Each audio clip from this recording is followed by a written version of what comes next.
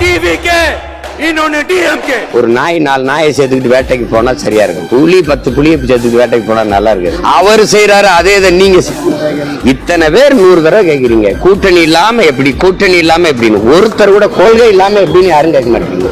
எதிரியை தீர்மானிச்சுட்டு தான் களத்துக்கு சண்டைக்கு வந்தோம். அதை வரவேற்கிறேன். ஏன்னா திமுகவோட மோதி அழிக்கணும், அதை வீழ்த்தணும்னு நினைக்கிற என் தம்பியுடைய அந்த நிலைப்பாடுகளை அதை நான் வரவேற்கிறேன். திமுகவை வீழ்த்துறவர்கள் பிரிஞ்சு இருந்தீங்கன்னா அது சாதகமா இருக்காது. பிரிஞ்சு எங்க இருக்கும்?